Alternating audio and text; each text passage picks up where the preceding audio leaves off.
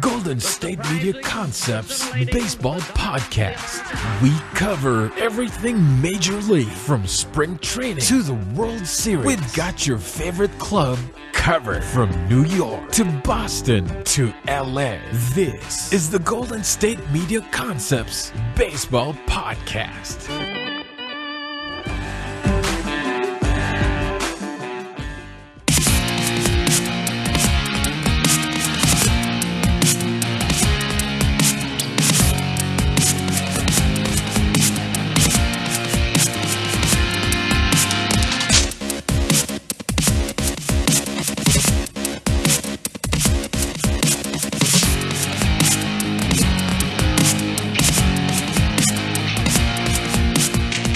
Thank you for listening to the Golden State Media Concepts Baseball Podcast, where we recap the week of baseball. I am Ben. And I'm Jeremiah.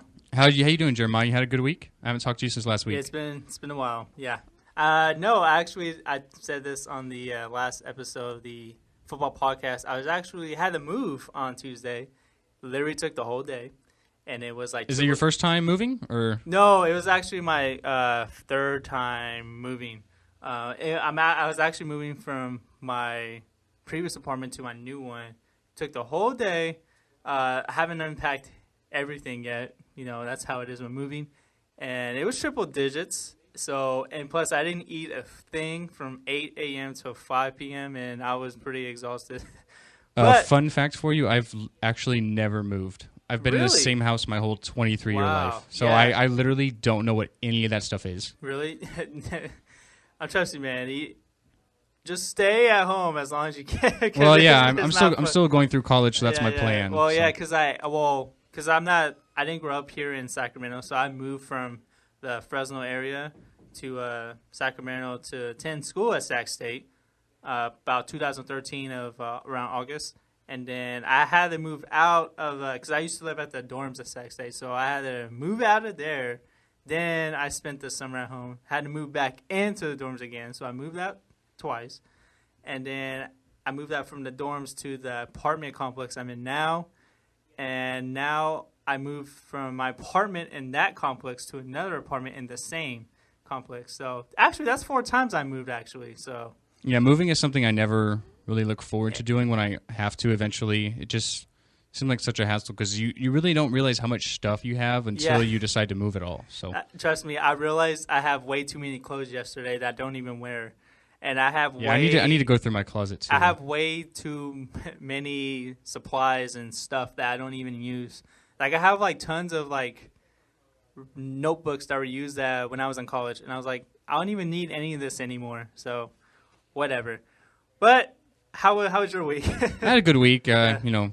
Pretty much same stuff, different day. But so as we are going to move on from Jeremiah's moving story, here on the episode today, we're going to be talking about the College World Series. We have actually Game 3 going on as we speak right now. It was unfortunately a rain delay last night, so they're having to clean up and finish Game 3 tonight, or during the day. It started at 1 Eastern. They're currently in the 5th inning, and we have quite the pitcher's duel going on. We have no score. So actually, the 5th inning just ended. Yeah, and still no score. So quite the pitcher's duel going on right now by really the ace of each team's staff.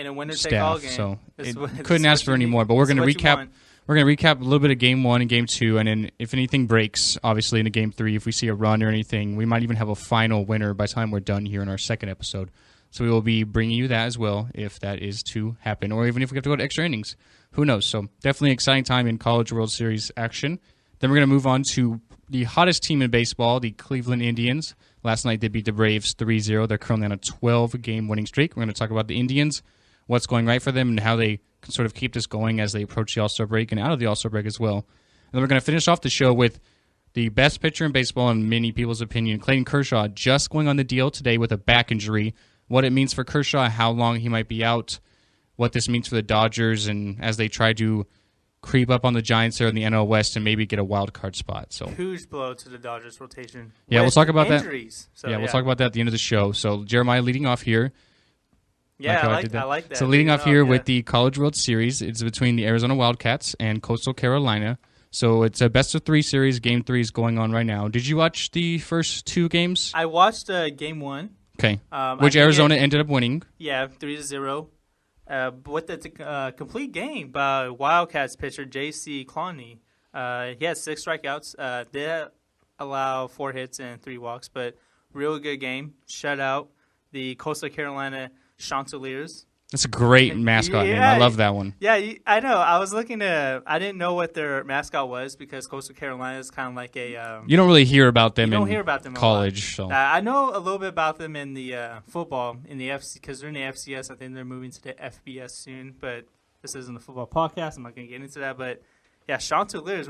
That's a great name for a mascot. Yeah, there's a lot of great ones out there. Like I've always loved the Chippewas. This one's great, too, for Coastal Carolina, but continue, Jeremiah. Okay. J.C. Clowney had a complete game 1 for Arizona. Yeah, and then in game 2, Coastal Carolina won 5-4. The Chants, Chanticleers for short, held a 5-2 lead to the 8th inning, but the Wildcats scored 2 runs in the bottom of the inning with a couple of miscues by the Chanticleers. But they did hold on for the win, obviously, and now we're up to today in a winner-take-all game. Yeah, Coastal Carolina is actually 5-0 in elimination games throughout their regionals, super regionals, their road to the College World Series. So they have definitely, when their back's against the wall, they're coming up and they're stepping up to the plate and hitting a home run by winning every game. So they're 5-0 in elimination games, and now we have game 3. We mentioned it would have been last night, so we were thinking we would come in today with a winner, what it meant for the program, the team, what we thought would happen, but we unfortunately do not have that because of a rain delay. So game 3 going on right now. But for the reason that Coastal Carolina's mascot is called the Chanticleers, I think they won already. I was just saying. Well, it's hard because I don't really have a horse in the field here. I'm not an Arizona guy. I'm not a Coastal Carolina guy. But if I had to pick someone I'm rooting for, I would definitely say Coastal Carolina because it's really the underdog story. They're going for their first collegiate national championship here in baseball. You don't really hear about Coastal Carolina. Obviously, Arizona, football, basketball, they've been great at softball. Arizona, Pac-12 schools, so they're obviously always up there with the best countries in the program in all sports. Coastal Carolina, you don't hear that. So I'm hoping Coastal Carolina can get it done. It'd be great underdog story. I kind of compare it to like Leicester City when they won the Premier League, Iceland right now in the Euro 2016. So I'm hoping Coastal Carolina can get it done. And game 3 going on, they still, no score yet, so anything can really happen there. So, yeah, not only that, there's a lot of good teams in the College World Series this year. UC Santa Barbara kind of emerged. The Gauchos. Yeah, they kind of emerged. I thought they would have made it to the finals, but unfortunately they didn't. Did you hear about Jake Arrieta and Tony LaStella, his teammate, having to make a bet? They made a bet on the College World Series. Did you hear about this? No, tell me about this. Okay, so let me tell you what happens. Okay, so Jake Arrieta is a TCU alum, Cubs pitcher. Teammate Tony LaStella is a Coastal Carolina alum. So they made a bet because they played each other, the winner going on to the finals here for the College World Series. So they made a bet that the loser would have to get the other team's logo tattooed on them. Wow. And TCU, Jake Arrieta, ended up losing. So Jake Arrieta has to get a Coastal Carolina tattoo now. He has to get a Chanticleers tattoo now. Yes. What is it? Do you even know what a Chanticleer is? I don't know. I think I'm going to look it up here. I think I have it looked up right now. Because on the picture, on the mascots, it looks like it's a bird. Very angry bird. No pun intended. Yeah, no pun intended. I don't know what a Chanticleer is. I actually want to find out. So I'm going to look that up and then we'll find out. But yeah, so Arrieta has to get a tattoo of them. Would you ever make a tattoo bet? A lot of people do that with like fantasy sports. I've heard of things where if they finish last, they have to get a tattoo of whoever finished first, whatever they choose. Would you ever do some sort of thing like that? No, I would never. I'm not even a tattoo guy. I really don't, because it's so permanent, I would never do get a tattoo in a bet. I don't even know if I would get even a tattoo at all. Funny enough, when you know how you said that in fantasy sports, people make bets. If they get the last place in their league, they get a tattoo. I remember a couple of years ago, I think some Seattle Seahawks fans tattoo the Super Bowl champions. Oh yeah, you see this all the time with the year and stuff. Yeah. Those people, I don't understand that. Yeah, people predicting that before they get a tattoo before it happens. Yeah, before the season actually started, they get the tattoo. And I'm like, really? Okay. Okay, Jeremiah. So I have the Chanticleer up here. It's actually like a form of a chicken, like a rooster. That kind of bird. Okay. So that's what it is. I see it now. The Chanticleer. So that's what it is.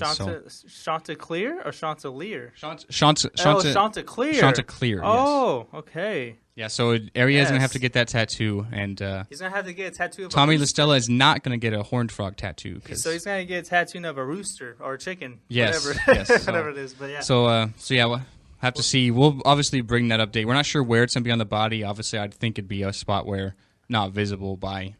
Something you can hide by like a T-shirt or pants or whatever. But put it like on the back of his neck. All right, so so hopefully we'll have to see. Maybe they'll go to extra innings here. We really don't know. We will update that score for you guys, and we might have a final for our second show. So, it's the top of the sixth right now. A real pitcher's duel. Coastal Carolina only has 2 hits. Arizona has 5. Coastal Carolina both teams have the best part of their staff going. So we'll have to see what happens, but we'll keep you updated as that goes on.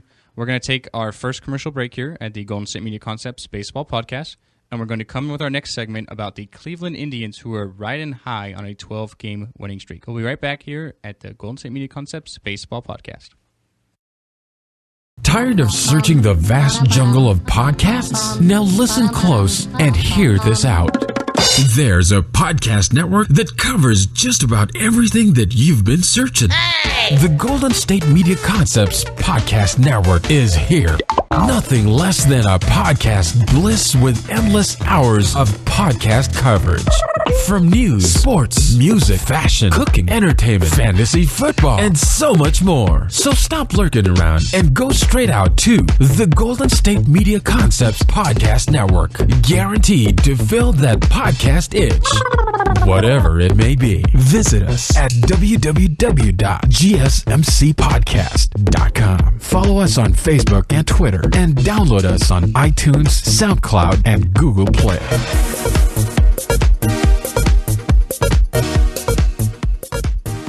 Welcome back to the Golden State Media Concepts Baseball Podcast. And now for our next segment, the hottest team in baseball right now, the Cleveland Indians. Yeah, definitely riding high. You could say the whole city of Cleveland is riding high. You have the Cavaliers ending the 52-year Cleveland drought of a championship just a little over a week and a half ago now. And you have Cleveland Indians winning 12 in a row. So we haven't had a loser in Cleveland since June 12th. June 12th. Yeah, man. Maybe there's hope for the Browns. Maybe. Nah, I wouldn't go that far, but I don't know, man. They do have RG3, but this isn't a football podcast. I've talked about RG3 plenty of times on that show. But yeah, going back to the Indians, man, they are on a 12-game winning streak. Yeah, so the Indians now definitely riding high. They have a 6-game lead in the AL Central over the Kansas City Royals, the defending champs. So 12-game winning streak. They were 35-30 going into the win streak. Now at 47-30, 17 games over 500. They're just really doing it all aspects, but really their pitching, Jeremiah. Yes, their pitching, I think, is the best rotation in the American League by far. They're definitely doing great things. Yeah, because you got guys like Danny Salazar, who we knew he can be a dominant pitcher in this league. Corey Kluber, former Cy Young winner. He had a rough start to the season, but he has slowed things down a little bit and become a really dominant pitcher again. Josh Tomlin, he gets lots of run support, but he took advantage of that run support, and he has, I think it has like about 9 wins right now. 9 wins, if I'm correct. And you also have Carlos Carrasco. Yeah, Josh Tomlin. Sorry to interrupt you there, but he is 9-1. Yeah, and Carlos Carrasco, he was injured during the year but came back. And you got Trevor Bauer there, who they wasn't even on the rotation to start the season. He was one of their top prospects, and he has been lately in his 12 starts. He has 9 of them are quality, and he's just a monster right now. He is probably the hottest pitcher on that rotation right now as well. Yeah, they're pitching. You mentioned maybe the best rotation in the American League. You might even argue the best rotation in the majors with how 1 through 5 how they're playing right now. Yeah, you actually legit can make an argument with against teams like the Nationals, the Mets, even the Giants, Cubs. Yes, can't forget about them. So yeah, this is because look at the other teams in the American League. See how their rotations in that league stack up to the Indians' pitching rotation. It's just there's just a huge gap, Yeah, you mentioned Kluber. I kind of feel bad for him because he's currently at 8-7. So when you look at that, you think of, oh wow, that's that's not the greatest. He did have a rough start to the season, yeah. But he has the lowest WHIP.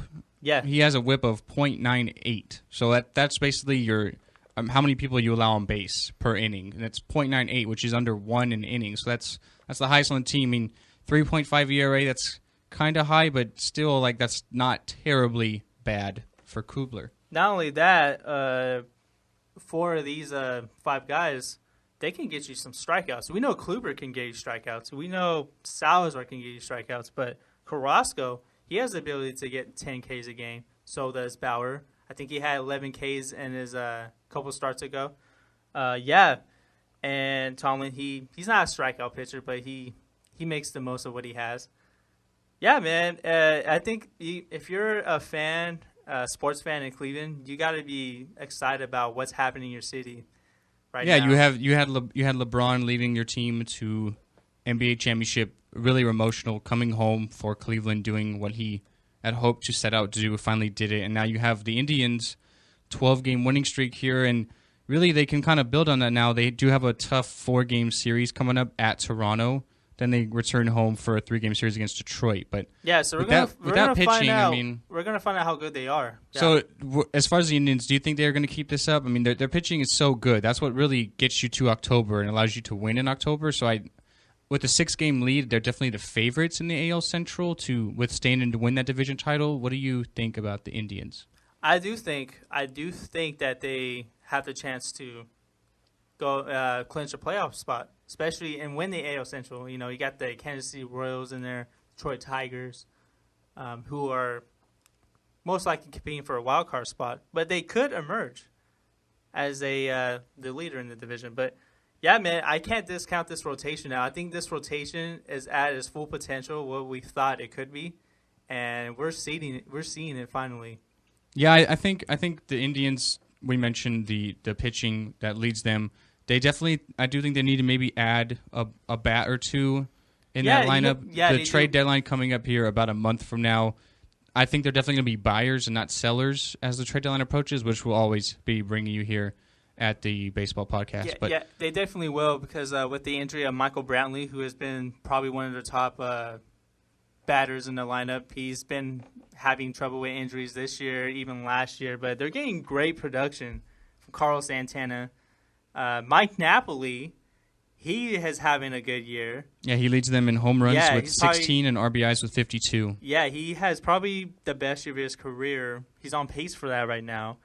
Jason Kipnis, he's always been a solid commodity for that lineup. It's a good hitter. And then Francisco Lindor, the shortstop, he's batting .308, leading the team, which if they have to qualify for a number of bats, so he's leading the team in that category. He's having a good year. Remember when Lindor came up last year, he came up during the same time as Carlos Correa of the Houston Astros did.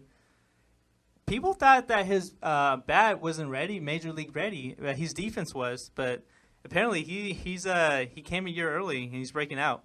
Really, I think you can sort of contribute that to a lot of things. He's having a great season, but with them winning so many games, they're riding the confidence not only of probably the fans, the city, everyone's riding high. But if you keep winning like that and you're consistently putting in dominant performances from the pitching staff, I think their bullpen could maybe use some help. But with such great rotation, you kind of have an easy way on your bullpen because you're not giving up any runs. But if you're riding that momentum, I think Lindor is definitely riding that momentum wave with Cleveland Indians winning streak, great pitching. He's really contributing on the hitting side. Yeah, and don't forget, Lindor is a fun guy to watch. Probably one of the most exciting young players to watch in today's game. Yeah, I agree. I mean, he's a great young hitter, a great young player, and hopefully that the Indians can really keep this this wave going. Obviously, they're not going to win every game the rest of the season, but maybe if they can roll off, every 3 out of 4, every 2 out of 3, stuff like that, they can keep this wave going and make some noise postseason time, because Cleveland was hungry for so long for a championship. Now that they got that from the Cavaliers, they have that added, I mentioned that added,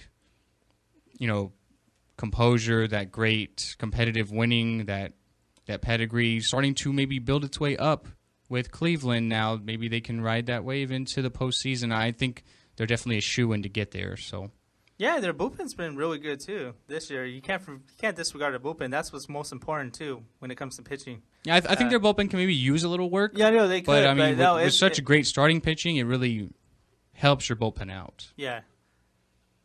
All right, so we're going to take our last break here at the Golden State Media Concepts Baseball Podcast. We're going to jump back in with a few updates. We have some live games going on. We have the College World Series Game 3, the decisive game going on between Arizona and Coastal Carolina.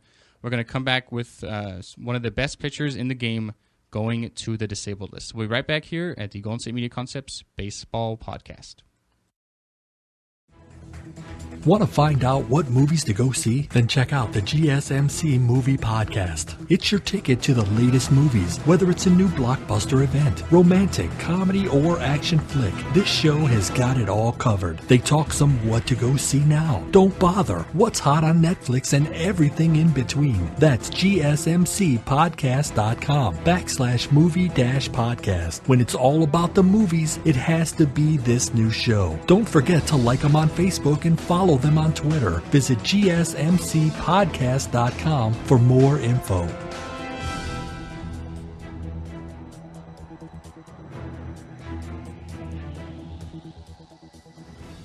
Thank you for tuning back into the Golden State Media Concepts Baseball Podcast. We have finally the deadlock in Game 3 of the College World Series broken, Jeremiah. So Coastal Carolina now currently up 4-0 in the 6th inning. So they have their ace. They have their ace on the mound. Definitely looking good to maybe come out here. Who knows? They still have 4 innings for Arizona to try and recap there and rally, but it's a 4-0 Coastal Carolina lead now. Yeah, they got a first 2 runs on an error, I believe, as I'm looking at the box score, and they had a 2-run home run. There you go. G.K. Young. Man, that's a great name. G.K. Young. It's a great one. It's a great name. That should be my rap alias. I'm kidding. But that's okay.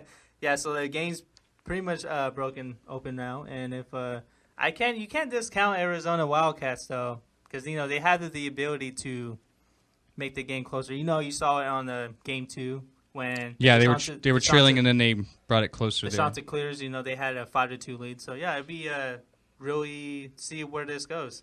So, yeah. And then we have some major league games going on right now. We have some matinees. So we have the Rangers and the Yankees. It's tied 1-1 in the 6th inning. The Rangers getting ready to bat. In the bottom of the 3rd inning, the White Sox have a 1-0 lead over Minnesota Twins. And in the middle of the 2nd inning, we have the Dodgers with a 2-1 lead over Milwaukee. The Dodgers got beat pretty bad last night. They lost, I believe, 7-0 to the Brewers, who they're playing right now. And we have some more Dodgers news, Jeremiah. That's definitely not good if you're a fan of the Dodgers. Yeah, the Los Angeles Dodgers ace, Clayton Kershaw, went on the 15-day disabled list earlier today, I believe. Yeah, breaking within about an hour ago. Yeah, I think like a couple hours ago, yeah. Yeah, this is a huge blow. Yeah, so Kershaw, I guess you could say he got kind of lit up in his last start. He played the Pirates on Sunday. He gave up 5 runs. So for Kershaw... 4 runs on 9 hits. 4 runs. Yeah. So for Kershaw, that's like giving up 10 runs for anyone else. Yeah. But so Kershaw, he got sent back to see the best back specialist in probably the whole world because he had some back discomfort. But then the Dodgers and Dave Roberts, their manager, were thinking that he would still make his next scheduled start, which would be tomorrow, Friday. But then against the Colorado Rockies. Yeah, against the Rockies. But then, things didn't really go as planned, so they're putting Kershaw on the 15-day disabled list. He received an epidural shot in his back, so hopefully they'll try and speed up the process a little bit. But Kershaw on the DL, 15 days, probably going to miss about 3 starts, maybe 4 if how things go. What does this mean for the Dodgers? It means everything because when Kershaw pitches this season, Dodgers are 14-2. When he doesn't, 29-35. So really, just a one-man wrecking crew because they don't have Zach Greinke anymore, who was that number one starter in the number 2 spot right behind Kershaw. Now Scott Kazmir's number 2 starter. He's not really. They have a veteran Urias there who's on the pitch count. Even though he pitched 6 innings in his last start for the rookie. And they also have, they have a couple pitchers on DL too. Alex Wood. They have Brandon McCarthy, who's recovering from Tommy John surgery. Hyun-Jin Ryu, who should be slated to come back probably, but before he's missed a lot of time. I feel like he hasn't pitched in like 2 years. It feels that long. And when you try to come back from that, it's really a toss up to see how he can rebound if you're gone from so far of the game. How you can sort of come back. It's not always the same. A lot of times people get re-injured, but without Kershaw, I feel like the Dodgers are done. Yeah, this is a huge blow, and that means Kenta Maeda, their signee from Japan. He's probably their ace right now. And that's scary. It's only his first year over here. Exactly, yeah. So I mean, the Dodgers still do have a 1-game lead in the wild card, so they are tied with the Miami Marlins for that 1-game wild card, or in the one of 2 teams for the wild card. So they're still doing okay right now. But without Kershaw, I mean, I think they're done. You mentioned they're 14-2 with him, and then without him, they have a losing record. So really, just a one-man team there. They don't have that strong pitching that they used to. Their hitting is not what it used to be a few years back. So I don't. I mean, this is not good for the Dodgers. It's not good at all. It's really great for the Giants. Well, yeah, the Giants are going to run away with the division now. You would think so. Yeah. The Giants have even though they had a couple injuries this season and they lost the last 3 games against the Oakland A's in the Babe Ruth series. Yeah. So I don't know. This definitely does favor the Giants, but it does, yeah. And, without the Dodgers ace Kershaw there for them, I don't see how they can do it. But I also want to point out this is how dominant Kershaw has been. He was on his way for another Cy Young award. His 16.11 strikeout to walk ratio, which had been as high as 20-1 this season or earlier this month, it would have crushed their major league record 11.63 set by Phil Hughes in 2014 when he was with the Minnesota Twins. So he's only on the 15-day DL, so the Dodgers do presume it's going to be a shorter injury. They didn't put him on the 60-day DL. He'll probably miss 2 or 3 starts then. Yeah. But this could be a longer than a 15-day injury. Back is always the one thing pitchers are constantly huddled over when they stare down. And I mean, who knows? This could be longer than 15 days. Any injury, for that matter, is crucial for a pitcher. Anything. Because pitching and baseball, this is the one sport where you have to be not completely healthy, but not completely injured. Like you can be hurt and play, but you can't be injured and play. And baseball, I think pitchers are the one position that seems to always get injured the most. Obviously, they're doing the most. They're throwing 100 pitches a game. Sometimes they're doing side sessions in the bullpen. They are constantly working their arm more than any other position. So, I mean, it's not surprising. It's really unfortunate, especially for a guy like Kershaw. He's been so dominant. You have to think this is going to hurt his chances to do things like start in the All-Star game, work towards a Cy Young, possibly even another MVP award. If he were to keep this up, I think you'd have to throw his name in there for what he's doing and how he's really putting the Dodgers on his back in a sport where you don't see one guy carry a team like you do in sort of like a basketball sport. So definitely unfortunate for Kershaw, but we'll have to see maybe the Dodgers, this might be a blessing in disguise for them. Is they can somehow say, okay, we need people to step up. We need to sort of turn things around. Maybe they can do it. Yeah, and Kershaw, he's been healthy throughout his whole career. He's not known for stuff like this. He made like 30 starts in each of his 6 of his 7 seasons, this being his 7th one. So this is probably going to be the first time he's not going to eclipse that number. Yeah, it's definitely unfortunate. He's still leading the NL in multiple categories. In innings pitched, 145 strikeouts, 0.72 WHIP, which is pretty. That's ridiculous. Unheard of. That's ridiculous. That is unheard of to have.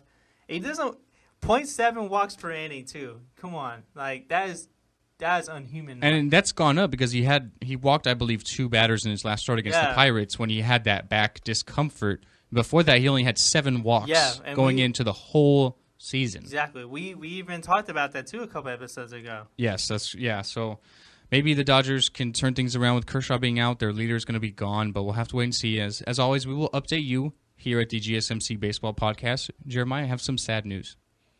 You have some sad news? What is the sad news? This was our last segment for this episode. Oh, no. Hey, but you know what, though? We're back with another one. Yes, we will be recording another episode right away, so you should be on the lookout for that. This is going to be it for this episode, as we mentioned. Jeremiah, why don't you tell some people where they can hear us? Oh, they can hear us on SoundCloud, Stitcher, iTunes, YouTube. Search GSMC Baseball Podcast as well as our other shows. You can follow us on Twitter at GSMC_baseball. And do we have an Instagram for this? Yes, we do. There's Instagram as well. It's the same handle, I believe? Yes, GSMC_baseball. Okay. We'll be start posting some stuff on there, hopefully. And you can find us on Facebook at Golden State Media Concepts Baseball Podcast. And you can also listen to us on GSMCpodcast.com. As well as my other show, the football podcast, Ben. He does a sports and soccer podcast. That's right. So, yeah, there's not an excuse to not listen to us. We're available everywhere, and it's free. So, come on, guys. Yeah, there's more than enough ways to listen to us. So, this is going to end it here for this episode of the Baseball Podcast. As always, I am Ben. And I'm Jeremiah. Do you want to tell the good people we're talking about in the next episode? Absolutely. So the next episode, we're going to be breaking down the Miami Marlins. We mentioned them briefly, but they are also in that other wild card spot currently in the National League. Having a great season, a really surprising season. No one really mentioned. No one really thought they would be there at this time. We're going to be talking about the Marlins. We're also going to move on to talk about the Mets. They've had a lot of struggles lately, a lot of injuries. Just had a series ended with the Nationals, and then they're going into a series with the Cubs, who doesn't look too good for the Mets as well. So we're going to talk that down. And then for the end of our last show, we're going to be breaking down some of the All-Star rosters, what we think is going to happen, because they will be announced July 5th, which is next Tuesday, which we won't be having a show until next Thursday. So we will do a recap of the All-Star rosters next Thursday. We're going to do our predictions for now. So tell you who we think is going to get there, some of the leading voters, and maybe a preview of the game before we really know what's going to happen.